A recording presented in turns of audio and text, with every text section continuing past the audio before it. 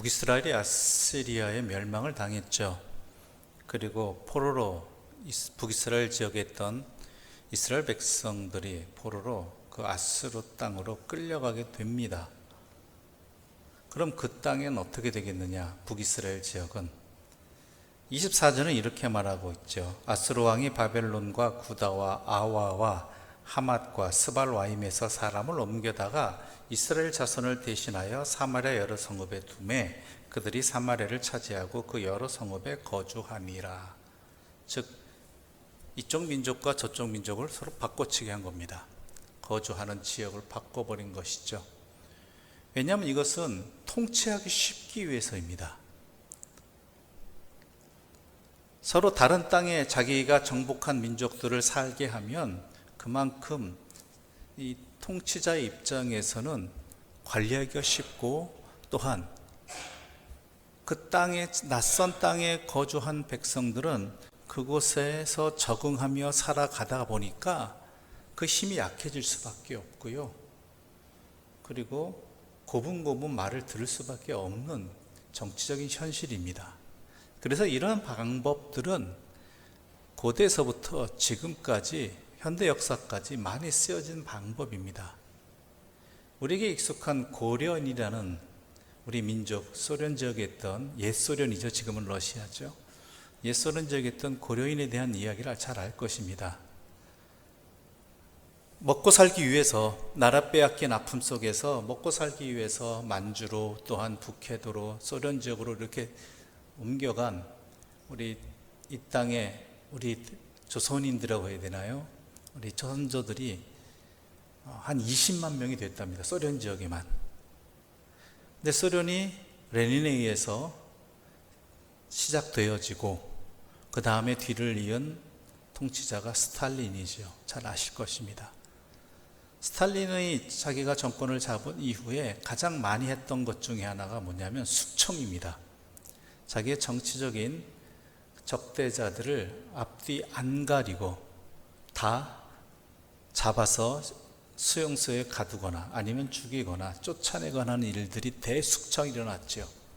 그래서 어느 정도였는가 하면은 세계 2차 대전이 일어났을 때, 또 그 이전에 핀란드하고 러시아가 소련이 전쟁을 했을 때 당연히 소련이 너무나 이길 수 있는 상황이었는데 핀란드가 결국은 승리한 것과 같이 된 상황 중에 하나가 뭐냐면 그 대숙청으로 인해서 얼마나 많이 숙청을 했는지 군대를 지휘할 쓸만한 장교들조차 없었다고 합니다. 그래서 전혀 군사훈련도 받지 못하고 경험도 없는 사람들이 소련의 군대를 지휘했기 때문에 핀란드와의 겨울전쟁뿐만 아니라 세계 제2차 대전 때 독일과의 전쟁에서도 그토록 오랫동안 고생하고 많은 피해를 입은 것이죠.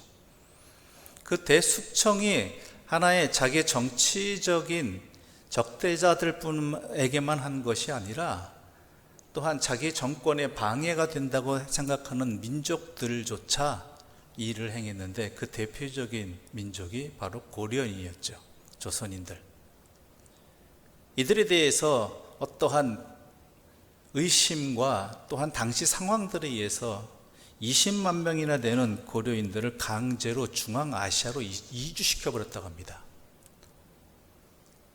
장작 6,300km 이상을 이주시켜 버렸는데, 이게 준비되고 시킨 게 아니라 무작정 끌고 간 것입니다. 강제로 이주시킨 거예요. 아무런 준비 없이요. 어디서 살라도 아니라 맨 땅에 그냥 말 그대로 내려놓은 곳입니다. 자기의 재산을 가져가고 준비시킨 것도 아닙니다. 그냥 끌고 간 것이죠. 그러다 보니까 이 20만 명의 고려인들이 중앙아시아로 옮겨지면서, 강제 이주 당하면서 옮겨지면서 또한 그 낯선 땅에서 자리 잡는데 고생을 얼마나 했는지 20만 명 중에 죽은 자만 3만 명이 되었다고 합니다. 이 모든 것들이 다 정치적인 목적이죠. 통치가 쉽게 하기 위해서. 사마리아 지역도 마찬가지입니다. 아수르 왕이 북이스라엘 사람들을 다른 정복지에 옮겨놓고 다른 정복지에 있던 민족들을 이곳 북이스라엘에 거주하게 한 것이죠. 그런데 문제는 뭐냐면 이들이 그냥 온 게 아니라 각자 자기들이 섬기던 신을 다 가져오는 거예요. 자기들이 섬기던 신. 이 민족은 자기들이 믿던 신, 저 민족은 자기들이 믿던 신 다 데려온 거죠. 다 끌고. 그렇게 끌고 온 가운데 한 사건이 벌어집니다. 우리 25절과 26절의 말씀 함께 읽어볼까요? 25절과 26절입니다. 함께 읽겠습니다. 그들이 처음으로 거기 거주할 때 여호와를 경외하지 아니하므로 여호와께서 사자들을 그들 가운데에 보내심에 몇 사람을 죽인지라. 그러므로 어떤 사람이 아수르 왕에게 말하여 이르되 왕께서 사마리아 여러 성읍에 옮겨 거주하게 하신 민족들이 그 땅 신의 법을 알지 못하므로 그들의 신이 사자들을 그들 가운데에 보내매 그들을 죽였사오니 이는 그들이 그 땅 신의 법을 알지 못함이니이다 하니라. 아멘. 어떤 사건이 벌어지면 사자들이 나타나서 몇 사람을 정착하는 사람들을 죽입니다. 근데 이 일을 오늘 성경은 뭐라고 했냐면 하나님께서 사자들을 그들 가운데 보내셔서 몇 사람을 죽였는데 왜냐? 여호와를 경외하지 않았다라는 것이죠. 근데 이것을 이 사람들도 압니다. 어떻게 알게 되었을까요? 당시 생각이 그랬습니다. 각 민족에게 신이 있듯이 각 땅에도 신이 있는 것입니다. 그래서 어느 낯선 땅에 들어가면 그 땅의 신을 잘 섬겨야 돼요. 잘 섬겨야 돼요. 우리가 익숙한 것은 그리스 로마 신화의 제우스 신이나 아니면 포세이돈 신 같은 개념일 겁니다. 땅에서 살 때 또는 하늘의 개념까지 포함해서 제우스 신이 영역을 다스리지만 바다에 가면 누굴 믿어야 됩니까? 포세이돈 신을 의지해야 되는 거죠. 바다의 신이니까. 이런 개념들이 여기서도 있는 것이죠. 즉 북이스라엘 지역에 왔으니까 북이스라엘 지역을 관할하는, 그러니까 이때는 유일신 개념이 없는 사람들입니다. 어느 지역에는 어느 신이 있고 어느 민족에게는 어느 신이 각자가 정해진 신이 있는 거예요. 그러니까 이 북이스라엘 지역의 신이 그들에게 노했다라는 것이죠. 그래서 요청을 합니다. 이 땅의 신의 법을 우리가 모릅니다. 자기도 낯선 땅에 왔으니까. 그러니까 이 땅의 신의 분노를 이제는 분노하고 있는데 이것을 안정시킬 그러한 방법을 알려줄 사람을 우리에게 보내주십시오라고 얘기한 거죠. 그래서 아수르 왕이 어떻게 합니까? 자기가 정복한 이스라엘 사람 가운데 제사장 한 사람을 보냅니다. 27절 말씀, 27절과 28절 함께 읽겠습니다. 27절과 28절입니다. 아수르 왕이 명령하여 이르되 너희는 그곳에서 사로잡아온 제사장 한 사람을 그곳으로 데려가되 그가 그곳에 가서 거주하며 그 땅 신의 법을 무리에게 가르치게 하라 하니 이에 사마리아에서 사로잡혀간 제사장 중 한 사람이 와서 베델에 살며 백성에게 어떻게 여호와를 경외할지를 가르쳤더라. 여기까지 진짜 아멘이죠. 사자에 물려 죽는 몇 사람으로 인해서 주님의 복음이 이 땅에 전파되었다. 얼마나 아름다운 이야기입니까? 그들에게 하나님의 법을 알려주었다. 어떻게 여호와를 경외할지를 알려주었다라는 것이죠. 그런데요, 문제가 뭔지 아세요?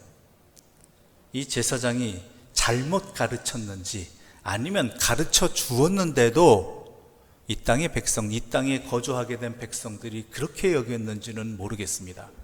그런데 가능성은 분명히 있습니다. 멸망한 북이스라엘의 제사장이라 할지라도 하나님의 북이스라엘이 멸망한 원인 중에 하나가 이 모습이거든요. 하나님 안 섬긴 거 아닙니다. 우리 29절 말씀 함께 읽어볼까요? 29절입니다. 함께 읽겠습니다.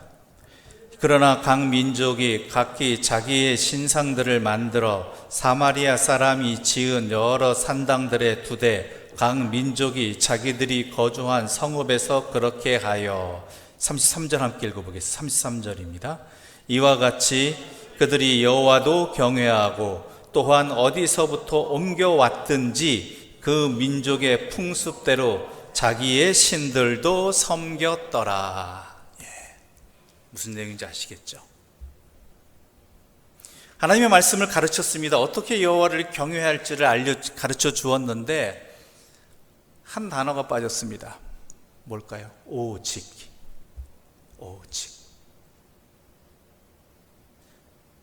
가르쳐 주었는지 아니면 안 가르쳐 준지 모르겠습니다. 아마 결과는 이렇게 나옵니다. 각 민족이 자기들의 신상을 만듭니다. 여호와도 경외하고, 여호와를 경외하지 않은 거 아닙니다. 여호와도 경외하고, 또한 어디서 왔든지 자기 민족의 풍속대로 자기들의 신들도 섬겼더라라는 거예요. 자기들의 신들도 섬겼더라.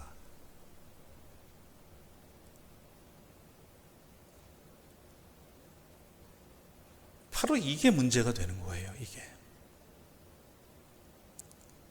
예수님 당시에 그 이전부터 남유다오 지역과 북이스라엘, 특히 사마리아 지역을 중심으로 한 지역에서 서로 유대인과 사마리아인이라는 그 갈등 요인 중에 하나가 바로 이 부분입니다.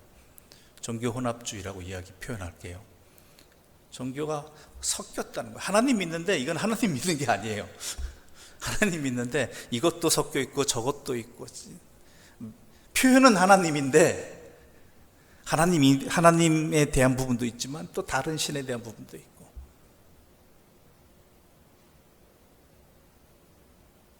왜 그렇겠습니까? 왜 이 민족들이 비록 강제로 이주당했지만 이 땅에 와서 하나님도 알게 되었음에도 불구하고 하나님도 믿고 또한 자기들의 신도 믿는 이러한 복합된 형태, 혼합된 형태가 왜 계속되었느냐라는 거예요. 왜? 모든 종교의 문제점입니다. 자기를 위해서 믿어요. 자기 이익을 위해서, 자기의 목적을 위해서. 제가 언젠가 말씀드린 적이 있습니다. 우리 그리스도교 기독교는 종교가 아니다라는 것. 그 요인이 바로 이것입니다. 사람들이 종교를 택하고 믿는 목적은요, 자기 이익을 위해서입니다. 자기의 목적을 위해서입니다. 그런데 기독교는 뭐예요? 자기를 희생하잖아요. 무엇을 위해서? 이웃을 위해서? 아닙니다. 하나님을 위해서, 하나님의 영광을 위해서. 사람들은 말합니다. 먹고 마시고 행하는 모든 것들이 자기를 위한 거잖아요. 자기 영광을 위해서. 그러나 사도 바울은 뭐라고 이야기합니까? 무엇을 먹든지 무엇을 마시든지 무엇을 행하든지 무엇을 위해라? 오직 하나님의 영광을 위해 하라. 바로 이 부분입니다.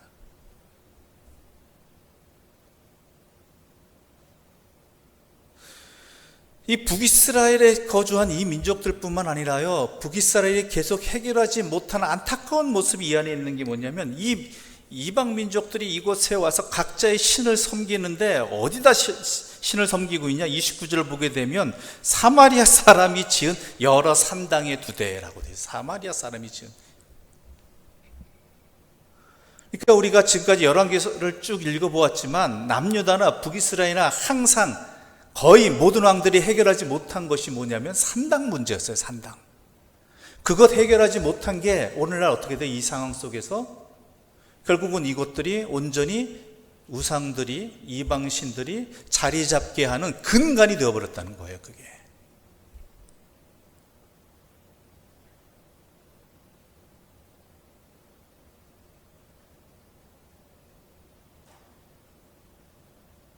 이것 오늘날 우리도 조심해야 되는 것이고 살펴야 되는 것입니다. 우리가 신앙생활을 왜 하는가? 기독교를, 하나님을 왜 믿는가? 이 자리에 왜 나와 있는가? 우리의 삶을 왜 살아가는가에 대한 분명한 목적을 알아야 돼요. 오직 하나님입니다. 오직.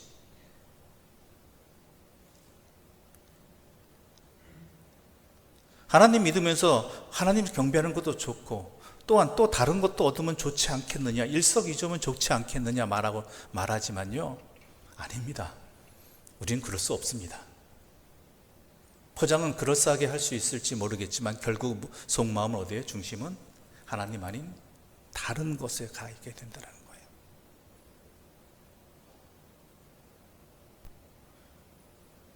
(34절) 함께 읽어보겠습니다. 34절입니다. 함께 읽겠습니다. 그들이 오늘까지 이전 풍속대로 행하여 여호와를 경외하지 아니하며 또 여호와께서 이스라엘이라 이름을 주신 야곱의 자손에게 명령하신 율례와 법도와 율법과 계명을 준행하지 아니하는도다. 예. 오늘까지는 언제를 얘기할까요? 학자들의 기록에 의하면, 연구에 의하면 포로에서 돌아온 이후까지도 여전히, 즉 포로에서 돌아왔잖아요. 유대인들이 포로에서 돌아왔을 때 이때 이들의 심정은 어떻겠습니까? 하나님만을 섬기겠다는 믿음. 더 이상 옛적에 자신들이 멸망을 당했던 원인은 하나님께 불순종을 회개하고 오직 하나님만 섬기겠다는 큰 결단을 하고, 이미 70년 이상 그곳에 거주했다면 그곳이 생활의 터전이 있고 모든 것이 있음에도 불구하고 그것을 버려두고 이곳으로 온 사람들이 이 유대 땅에 왔음에도 불구하고 사마리아는 어때요? 여전히 이 잘못된 하나님도 경외하고 다른 자기들의 여러 신들도 경외하는 이러한 혼합된 모습이 여전하였고 계속되었다라는 이야기입니다. 더 무서운 게 뭔지 아십니까? 41절 함께 읽어볼까요? 41절입니다. 이 여러 민족이 여호와를 경외하고 또 그 아로 새긴 우상을 섬기니 그들의 자자손손이 그들의 조상들이 행하던 대로 그들도 오늘까지 행하니라. 이게 자기 때만 그치는 게 아니에요. 그 자손들까지 계속 이어진다라는 거예요. 누군가는 끊어야 되는데 예전에 그랬었으니까, 그렇게 익숙해져 왔으니까, 즉 목적을 잃어버리고 왜 그렇게 행하고 왜 그렇게 섬기고 왜 이렇게 행동한지 그 목적은 잊어버린 채 그렇게 해왔으니까, 그래서 별일 없었으니까, 혹시 안 그러면 불안하니까, 이런 것들 때문에 왜 그러는지 목적을 잃어버린 상태로 그냥 해왔다는 것들이 자손 대대로 이어지게 되었다라는 것이죠. 우리만 망가지는 게 아니라요, 우리 자녀들까지 망가지는 것입니다. 그래 왔으니까.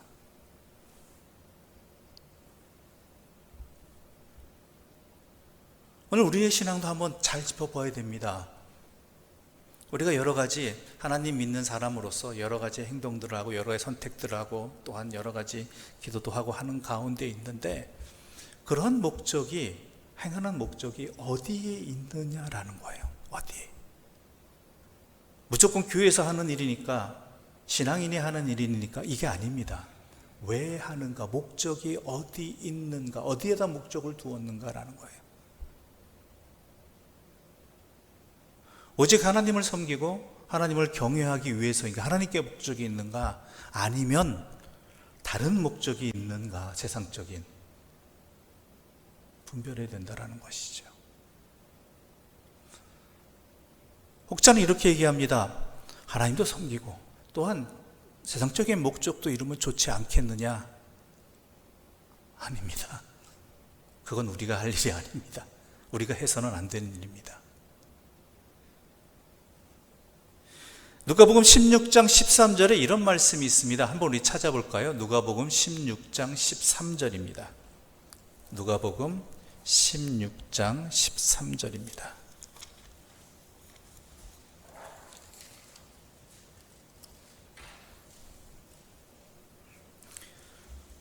누가복음 16장 13절, 제가 가진 성경으로 신약성경 123쪽입니다. 우리 함께 읽어보겠습니다. 집 하인이 두 주인을 섬길 수 없나니 혹 이를 미워하고 저를 사랑하거나 혹 이를 중히 여기고 저를 경히 여길 것임이니라.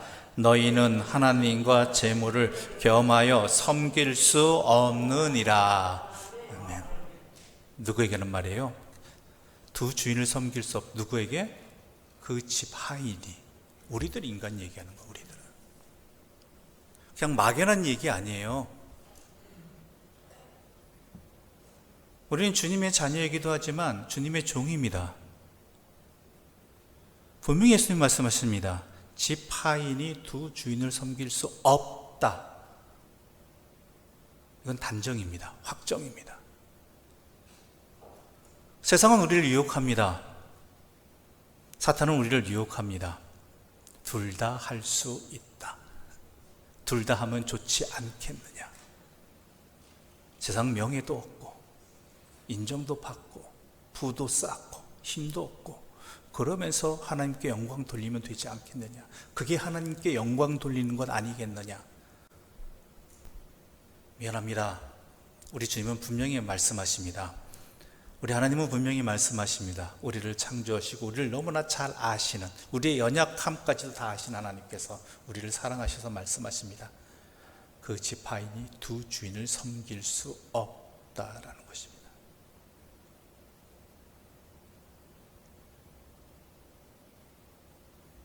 하나님과 재물을 겸하여 섬길 수 없다라는 것이죠. 오늘 혼합주의는 여러 종교가 섞여 있기 때문이 아닙니다. 우리에게 큰 시험거리는 바로 이것이 아닙니다. 두 주인을 섞어버리기 때문입니다. 결국은 하나님은 겉포장지일 뿐이지 속마음은, 중심은 다른 데 가 있다라는 것이지요. 우리가 마음 상하고 위기의식을 느끼고 두려움을 느낄 때가 언제입니까?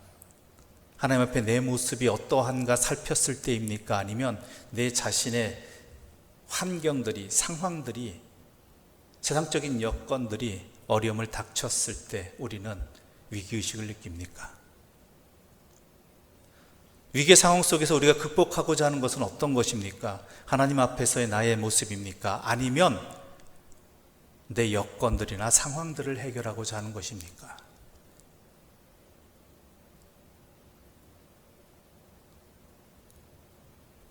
우리는 알게 모르게 이 사마리아의 혼합된 종교의 모습이 우리 안에도 있다라는 것입니다.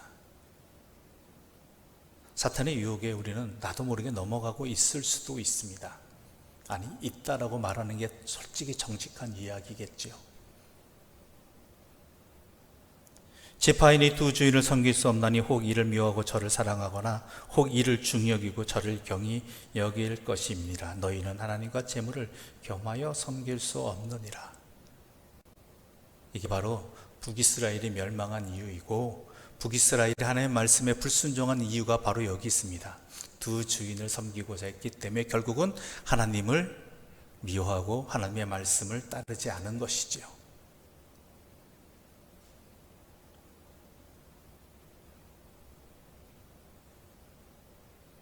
우리 또한 이러한 모습 속에서 벗어날 길은 오직 하나입니다. 오직 하나님만 바라보고 하나님만 경외하고 하나님만이 우리의 목적이 되어야 된다는 것이죠. 다른 그 어떤 것으로 포장시키는 그런 유혹에서, 속임수에서 벗어나서 진짜 순수한 마음으로 오직 하나님만 바라보면서 하나님을 경외하는 것, 하나님 경 돌리는 것, 바로 그러기 위해 내 자신의 삶을 온전히 하나님께 드리는 것, 그것이 우리의 유일한 목적이 되어야 되고 또한 기준이 되어야 되고요, 또한 분별의 원칙이 되어야 되는 것입니다. 우리가 그러한 회복이 있기를 바라고요, 그러한 진정한 우리 자신의 부흥이 있기를 바랍니다. 그게 부흥입니다. 하나님으로 충만해지는 것. 그런 은혜가 오늘 이 말씀을 들은 우리 성도님들에게 부릴 듯 일어나기를 바라고요, 그러기 위해서 하나님의 은혜가 또 우리에게 충만히 허락되기를 간절히 기도합니다. 기도드리겠습니다. 하나님 아버지, 감사합니다. 멸망한 북이스라엘에 다른 민족이 들어왔는데 그 민족들 동안 하나님을 다른 여러 신들과 함께 섞어 섬기는 그런 자기의 욕망을 위한 신앙생활을 하는 그런 안타까운 모습을 보았습니다. 그것이 또한 우리의 모습이고 지금까지 걸어온 발자국은 아니었는지 분별하게 하여 주시옵소서. 눈을 뜨게 해주시고 깨닫게 해주시고 돌이키게 하여 주시옵소서. 그리하여 오직 하나님만을 섬기며 오직 하나님의 영광을 위해서 오직 그것만 바라보며 나아가고 결단하고 또한 순종하는 믿음의 사람들 되게 하여 주시고, 그럴 수 있도록 하나님께서 우리에게 힘에 힘을 더해 주시고 믿음을 더해 주시기를 간절히 구하는 주의 사람들 되게 하여 주시옵소서. 예수님의 이름으로 기도드립니다. 아멘.